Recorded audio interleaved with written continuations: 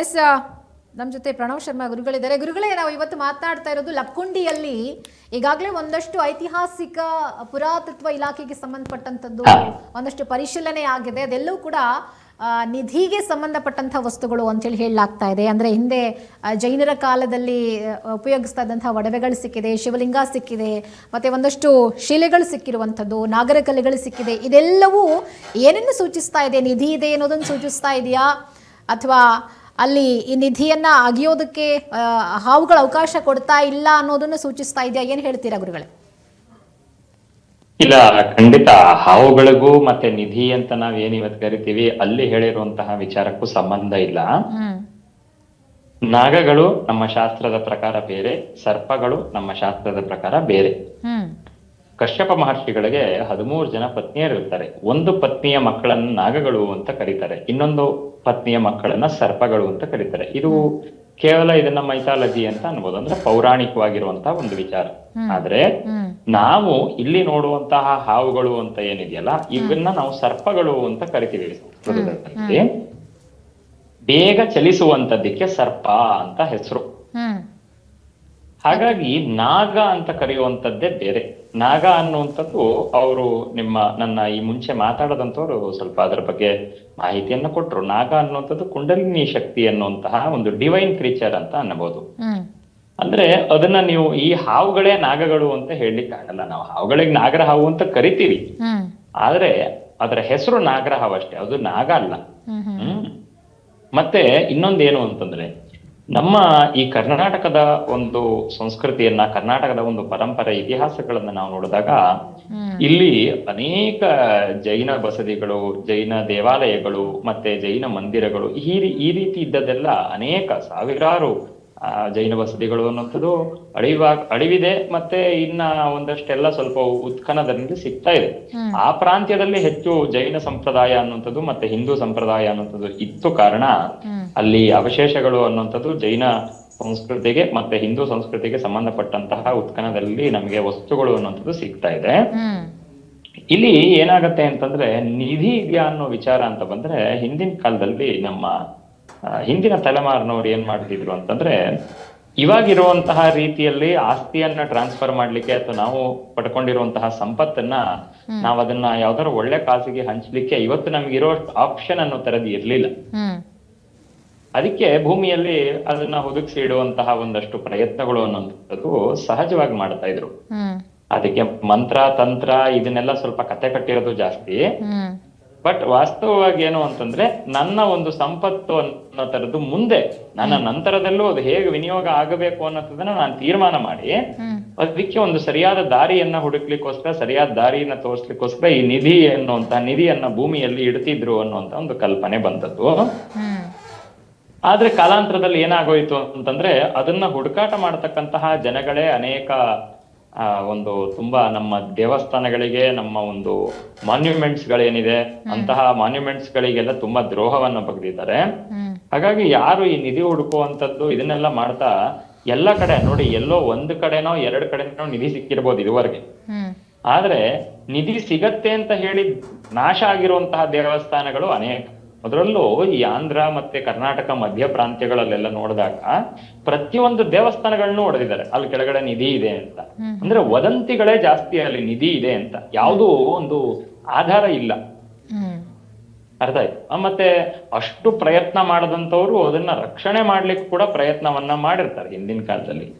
ಈ ರೀತಿಯಾಗಿರುವಂತಹ ಒಂದು ವಿಚಾರ, ಏನೋ ನಿಧಿ ಸಿಗತ್ತೆ ಅಂತ ಇಟ್ಕೊಂಡು ಮಾಡ್ತಿರುವಂತದ್ದು ಮತ್ತೆ ನಿಧಿ ಸಿಗತ್ತೆ ಅಂತ ಹೇಳುವಂಥದ್ದು ಶಾಸ್ತ್ರೀಯವಾಗಿ ಅಷ್ಟು ಸಮಂಜಸ ಅಲ್ಲ. ಎಲ್ಲೋ ಒಂದ್ ಕಡೆ ಎರಡು ಕಡೆ ಸಿಕ್ಕಿರ್ಬೋದು, ಅದಕ್ಕೆ ತುಂಬಾ ಪುರಾವೆಗಳು ಆಧಾರಗಳು ಅನ್ನುವಂಥದ್ದು ಇತ್ತು, ಅದರ ಒಂದು ಬೆನ್ನಟ್ಟಿ ಹೋಗಿದ್ದಕ್ಕೆ ನಿಧಿ ಸಿಕ್ಕಿದೆ ವಿನಃ ಈ ರೀತಿ ಹುಡುಕಿದ ಕಡೆ ಎಲ್ಲ ನಿಧಿ ಸಿಗತ್ತೆ ಅನ್ನುವಂಥದ್ದು ತುಂಬಾ ತಪ್ಪು, ಬಾಲಿಶವಾಗಿರುವಂತಹ ಒಂದು ವಿಚಾರ.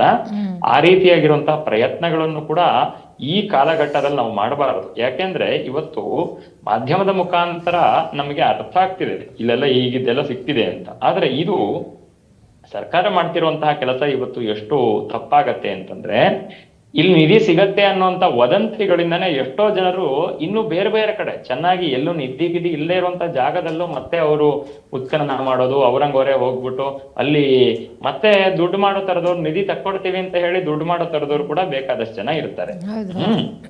ಸೊ ಅಂತವ್ರಿಗೆಲ್ಲ ನಾವು ಪ್ರೇರಣೆಯನ್ನ ಕೊಟ್ಟ ಹಾಗೆ ಆಗತ್ತೆ.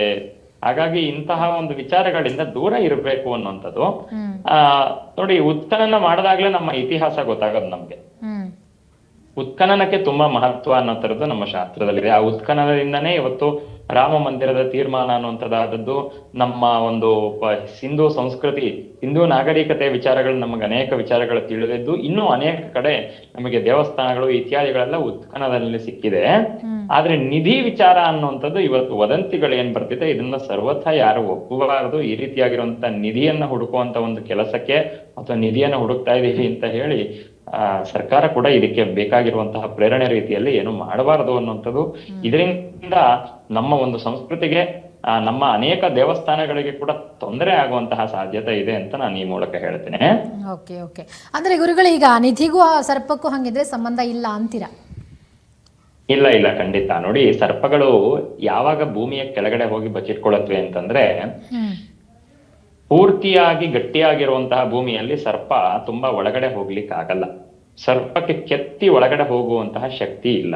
ಆಯ್ತಾ? ಎಲ್ಲಿ ಸಹಜವಾಗಿ ಅಂಡರ್ ಗ್ರೌಂಡ್ ಟನಲ್ಸ್ ಅಥವಾ ಕೆಳಗಡೆ ಯಾವುದೋ ಒಂದು ಮಾನ್ಯುಮೆಂಟ್ ಹುದುಗಿ ಹೋಗ್ಬಿಟ್ಟಿದೆ, ಅಂದ್ರೆ ಊತ್ ಹೋಗ್ಬಿಟ್ಟಿದೆ, ಅಂತಹ ಕಡೆ ಆ ಇಲಿಗಳು ಅಥವಾ ಹೆಗ್ಗಣಗಳು ಅದನ್ನ ತೋಡಿ ಅದಕ್ಕೆ ಬೇಕಾಗಿರುವಂತಹ ಜಾಗವನ್ನ ಮಾಡ್ಕೊಂಡಿರುತ್ತೆ ಒಳಗಡೆ. ಹಾಗಾಗಿ ಈ ಒಂದು ವಿಚಾರದಿಂದ ಏನಾಗತ್ತೆ, ಹಾವುಗಳು ಅಲ್ಲಿಗೆ ಹೋಗುವಂತಹ ಒಂದು ಪರಿಸ್ಥಿತಿ ನಿರ್ಮಾಣ ಆಗಿದೆ ವಿನಃ ಈ ಉತ್ಖನನ ಸಮಯದಲ್ಲಿ ಸಿಗುವಂತದ್ದು ತುಂಬಾ ಸರ್ವೇ ಸಾಧಾರಣ ಕೋಇನ್ಸಿಡೆಂಟಲ್ ಅಂತ ಹೇಳ್ಬೋದು. ಅದಕ್ಕೂ ನಿಧಿಗೂ ಸಂಬಂಧ ಇದೆ. ಈ ಹಾವು ನಿಧಿಯನ್ನ ರಕ್ಷಣೆ ಮಾಡುತ್ತಿದೆ, ಮತ್ತೆ ಹಾವು ತಲೆ ಮೇಲೆ ಮಣಿ ಇರುತ್ತೆ. ಹಾವು ನಿಧಿಯನ್ನ ರಕ್ಷಣೆ ಮಾಡೋ ಕಾರಣ ಅದಕ್ಕೆ ಕೂದಲು ಬಂದಿರುತ್ತೆ, ಅದಕ್ಕೆ ವಯಸ್ಸಾಗಿದೆ, ಈ ರೀತಿಯಾಗಿ ಹೇಳುವಂತದ್ದೆಲ್ಲ ತುಂಬಾ ಬಾಲಿಶವಾಗಿರುವಂತದ್ದು. ಇದು ಸ್ವಲ್ಪ ಸರಿ ಇಲ್ಲ. ಅಂದ್ರೆ ಈ ವಿಚಾರದಲ್ಲಿ ತುಂಬಾ ಜನ ಇವತ್ತು ಈ ರೀತಿಯಾಗಿರುವಂತ ಒಂದು ವಿಚಾರವನ್ನ ಇಟ್ಕೊಂಡು ಈ ಪ್ರಯತ್ನಗಳನ್ನೆಲ್ಲ ಮಾಡ್ತಿದ್ದಾರೆ. ಯಾಕಂದ್ರೆ ನಾನು ಬೇರೆ ಮಾಧ್ಯಮದಲ್ಲೆಲ್ಲ ನೋಡಿದೆ, ಯಾರೊಬ್ರು ವ್ಯಕ್ತಿ ಇಲ್ಲ, ಇನ್ನ ನಿಂತಿರೋ ಜಾಗದಲ್ಲೇ ನಿಧಿ ಇದೆ ಅಂತ ಹೇಳ್ತಾರೆ. ಏನ್ ಆಧಾರ ಅದಕ್ಕೆ? ಅಲ್ವಾ?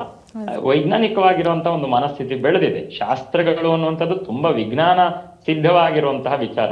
ನಾವು ಅದನ್ನ ನಿಜವಾಗ್ಲೂ ಅದರದೇ ಸ್ವರೂಪದಲ್ಲಿ ಅರ್ಥ ಮಾಡ್ಕೊಂಡಿದೆ. ಆದ್ರೆ ಇಲ್ಲ ಅಂತಂದ್ರೆ ಈ ರೀತಿಯಾಗಿರುವಂತಹ ಮೂಢನಂಬಿಕೆಗಳಿಗೆ ಅದು ತುಂಬಾ ಪ್ರೇರಣೆಯನ್ನ ಕೊಡುತ್ತೆ.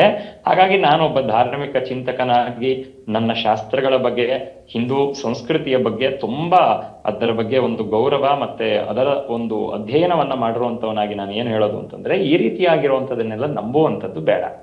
ಆಯ್ತಲ್ವಾ? ನಮಗೆ ಯಾವುದು ದಕ್ಕಬೇಕು ಅದು ನಮಗೆ ದಕ್ಕತ್ತೆ, ನಮ್ಮದಲ್ಲದದ್ದು ನಮಗೆ ಸಿಗೋಲ್ಲ ಅಂತ ಹೇಳಿ ಹೇಳಿ ಹೇಳಿ ಸಾರಿ ಸಾರಿ ಹೇಳಿರುವಂತದ್ದು ನಮ್ಮ ಸನಾತನ ಸಂಸ್ಕೃತಿ. ಹಾಗಾಗಿ ಈ ರೀತಿಯಾಗಿರುವಂತಹ ಪ್ರಯತ್ನಗಳನ್ನ ಮಾಡಿ, ಮತ್ತೆ ತುಂಬಾ ವದಂತಿಗಳು, ಅಂದ್ರೆ ಬರೀ ಹೇಳ್ಕೊಂಡು ಬಂದಿರುವಂತದ್ದು, ಅಂತವ್ರಿಗೆ ಯಾರಿಗೋ ನಿಧಿ ಸಿಕ್ತಂತೆ, ಇಂಥವ್ರಿಗೆ ಯಾರಿಗೋ ನಿಧಿ ಸಿಕ್ತಂತೆ ಅಂತ. ಆ ರೀತಿ ಎಲ್ಲ ಎಲ್ಲೂ ಇಲ್ಲ. ಚಂದ್ರಗಿರಿಯ ಕೋಟೆ ಅಂತ ನಾವೇನ್ ಕರಿತೀವಿ, ಚಿತ್ತೂರ್ ಹತ್ರ ಇರುವಂತದ್ದು, ಕೃಷ್ಣದೇವರಾಯರು ನಂತರದಲ್ಲಿ, ಅಂದ್ರೆ ವಿಜಯನಗರ ಸಾಮ್ರಾಜ್ಯ ತಾಳಿಕೋಟೆ ಯುದ್ಧದಲ್ಲಿ ಸೋತ ನಂತರದಲ್ಲಿ ಅವರು ಆ ಚಂದ್ರಗಿರಿಯ ಕಡೆಗೆ ಆನೆಗಳಲ್ಲಿ ಬಂಗಾರವನ್ನ ಸಾಗಿಸ್ತಾರೆ ಅನ್ನುವಂತಹ ಒಂದು ಪ್ರಸಿದ್ಧವಾಗಿರುವಂತ ಒಂದು ದಂತಕಥೆ. ಒಂದು ಸತ್ಯವೋ ಸುಳ್ಳು ಅಂತ ಹೇಳಲಿಕ್ಕೆ ನಮ್ಮ ಹತ್ರ ಆಧಾರ ಇಲ್ಲ. ಆದ್ರೆ ಅದನ್ನ ಮಾನದಂಡವಾಗಿ ಇಟ್ಕೊಂಡು ಆ ಚಂದ್ರಗಿರಿ ಕೋಟೆ ಕಡೆಗೆ ಎಷ್ಟೋ ಜನ ಇಲ್ಲಿ ಇಂಥ ಜಾಗದಲ್ಲಿ ನಿಧಿ ಇದೆ, ಅಲ್ಲಿ ಇಂಥ ಜಾಗದಲ್ಲಿ ನಿಧಿ ಇದೆ ಅಂತೆಲ್ಲ ಹೇಳ್ತಾರೆ. ಈಗ ನಾವು ಎಷ್ಟು ನಿಧಿಯನ್ನ ಸಂಗ್ರಹ ಮಾಡ್ತಿದೀವಿ? ಹಿಂದಿನ ಕಾಲದಲ್ಲಿ ಎಷ್ಟು ಬಂಗಾರ, ಎಷ್ಟು ನಮಗೆ ಸಂಪತ್ತಿತ್ತು, ಅದಕ್ಕಿಂತ ಜಾಸ್ತಿ ಇವತ್ತು ನಮ್ಮ ದೇಶದಲ್ಲಿ ಇದೆ. ಅದನ್ನ ನಾವು ಖಡಾಖಂಡಿತವಾಗಿ ಒಪ್ಕೋಬೇಕು. ಆದ್ರೆ ನಾವಿವತ್ತು ಈ ರೀತಿಯಾಗಿ ಅದು ಮುಂದಿನ ತಲೆಮಾರವ್ರಿಗೆ ಇದೇ ರೀತಿ ಹೋಗ್ಲಿ ಅಂತ ಬಚ್ಚಿಡೋ ಪ್ರಯತ್ನವನ್ನ ಮಾಡ್ತಿಲ್ಲ. ಅದಕ್ಕೆ ನಮಗೆ ಬೇರೆ ರೀತಿಯಾಗಿರುವಂತ ಒಂದು ಸಾಧನಗಳೆಲ್ಲ ಇವತ್ತಿದೆ. ಹಾಗೆ ಹಿಂದಿನ ಕಾಲದಲ್ಲೂ ಎಲ್ಲರಿಗೂ ಕೂಡ ಈ ನಿಧಿಯನ್ನ ಸಂಗ್ರಹ ಮಾಡೋ ತರದ್ದು ಅಥವಾ ನಿಧಿಯನ್ನ ಹುದುಗಿಸಿ ಇಡೋ ತರದ್ದು ಈ ರೀತಿಯಾಗಿರುವಂತಹ ಸಾಧ್ಯತೆಗಳು ಇರ್ಲಿಲ್ಲ. ನಮ್ಮ ದೇಶ ಅವತ್ತಿಗೆ ಬಂಗಾರವನ್ನ ತೆಗೆಯುವಂತದ್ದು ಏನು ಸುಲಭ ಇರ್ಲಿಲ್ಲ. ಇವತ್ತು ನಮಗೆ ಇಷ್ಟು ಯಂತ್ರೋಪಕರಣಗಳನ್ನೆಲ್ಲ ಇಟ್ಕೊಂಡು ಬಂಗಾರವನ್ನ ಮಾಡಿರುವಂತದ್ದು ಅವತ್ತು ಏನು ಇಲ್ಲದೆ ಎಲ್ಲರಿಗೂ ಬಂಗಾರದ ಒಂದು ಅಕ್ಸೆಸಿಬಿಲಿಟಿ ಅನ್ನೋ ತರದ್ದು ಇರ್ಲಿಲ್ಲ. ಓಕೆ. ಹಾಗಾಗಿ ಎಲ್ಲರೂ ಈ ರೀತಿ ಮಾಡ್ತಿರ್ಲಿಲ್ಲ. ಎಲ್ಲೋ ಅಲ್ಲೋ ಇಲ್ಲೋ ಒಂದೊಂದ್ ಕಡೆ ಇದ್ದದ್ದು ಕಾಣಿಸ್ತದೆ. ಮತ್ತೆ ಈ ನಿಧಿಯನ್ನ ಇಟ್ಟಂತವ್ರು ಮಾತ್ರ ಅದಕ್ಕೆ ತಾಂತ್ರಿಕವಾಗಿರುವಂತಹ ಕೆಲವೊಂದಷ್ಟು ಬಂಧನಗಳು ಅಂತ ನಾವೇನ್ ಕರಿತೀವಿ ಅದನ್ನ ಮಂತ್ರಶಕ್ತಿಯಿಂದ ಮಾಡಿರುವಂತದ್ದು ಕೂಡ ಕಾಣುತ್ತೆ. ಅದನ್ನ ತೆಗೆದಿದ ತಕ್ಷಣ ಅವ್ರಿಗೇನ ತೊಂದರೆ ಆಗ್ಬಿಡತ್ತೆ ಅಂತ ಹೇಳಲಿಕ್ಕಾಗಲ್ಲ ಯಾರಿಗೋ ತೆಗೆದಂತವ್ರಿಗೆ. ಆದ್ರೆ ಕಾಲಾಂತರದಲ್ಲಿ ಆಗುವಂತಹ ಸಾಧ್ಯತೆಗಳು ಅನ್ನುವಂಥದ್ದು ತುಂಬಾ ಸ್ಪಷ್ಟವಾಗಿ ನಮಗೆ ಉದಾಹರಣೆಗಳು ಮತ್ತೆ ಅದರ ವಿಚಾರವಾಗಿ ನಮ್ಮ ಇತಿಹಾಸದಲ್ಲಿ ಉಲ್ಲೇಖಗಳು ಅನ್ನುವಂಥದ್ದು ಸಿಗತ್ತೆ. ಮತ್ತೆ ಇದೇ ವಿಚಾರ ನಿಧಿ ಸಿಗತ್ತೆ ಅಂತ ಹೇಳಲಿಕ್ಕೆ ಆಧಾರ ಇದೆ, ಯಾಕೆಂದ್ರೆ ನಿಧಿ ಸಿಕ್ಕಿರುವಂತದ್ದಿದೆ. ಆದ್ರೆ ಇವತ್ತು ಅದು ಸಮಂಜಸವಲ್ಲ ಅಂತ ವಿಜಯನಗರ ಸಾಮ್ರಾಜ್ಯವನ್ನ ಕಟ್ಲಿಕ್ಕೆ ವಿದ್ಯಾರಣ್ಯರು ನಿಧಿ ಇದ್ದಂತಹ ಜಾಗವನ್ನ ಶೋಧನೆ ಮಾಡಿ ಹೇಳ್ತಾರೆ ಅಂತ ಕೆಲವೊಂದು ಕಡೆ ಉಲ್ಲೇಖ ಸಿಗತ್ತೆ ನಮಗೆ. ಆ ಒಂದು ಹಣದಲ್ಲೇ ಹಕ್ಕಬುಕ್ಕರನ್ನ ಅವರು ಪಟ್ಟಕ್ಕೆ ಕಟ್ಟಿ ಅವರನ್ನ ಸಾಮ್ರಾಜ್ಯವನ್ನ ಅವರಿಗೆ ಪಟ್ಟಾಭಿಷೇಕವನ್ನ ಮಾಡ್ತಾರೆ ಅಂತ ನಮಗೆ ಇತಿಹಾಸದಲ್ಲಿ ಉಲ್ಲೇಖ ಸಿಗತ್ತೆ. ಹಾಗಾಗಿ ಇರುವಂತಹ ಸಾಧ್ಯತೆ ಇದೆ. ಆದ್ರೆ ಇವತ್ತು ಅದಕ್ಕೆ ಪ್ರಯತ್ನವನ್ನ ಮಾಡಿ ಅದಕ್ಕೆ ಒಂದಷ್ಟು ಉರಿತಿರುವಂತಹ ಬೆಂಕಿಗೆ ತುಪ್ಪವನ್ನ ಹಾಕೋ ರೀತಿ ಅಂತ ಮಾಡಿ ಮತ್ತೆ ಅದರಿಂದ ಜನಗಳಿಗೆ ತಪ್ಪು ಮಾಹಿತಿ ಹೋಗಿ ಅವರು ಬೇರೆ ರೀತಿ ಪ್ರೇರಣೆ ಆಗೋ ರೀತಿ ಮಾಡದೇ ಇರುವಂತದ್ದು ಇವತ್ತು ಉತ್ತಮ ಅಂತ ನನ್ನ ಅಭಿಪ್ರಾಯ. ಓಕೆ ಗುರುಗಳೇ, ಥ್ಯಾಂಕ್ ಯು ಸೋ ಮಚ್. ಸಾಕಷ್ಟು ಮಾಹಿತಿಗಳನ್ನ ತಿಳಿಸ್ಕೊಟ್ಟಿದ್ದೀರಾ. ಎಸ್, ಧನ್ಯವಾದಗಳು.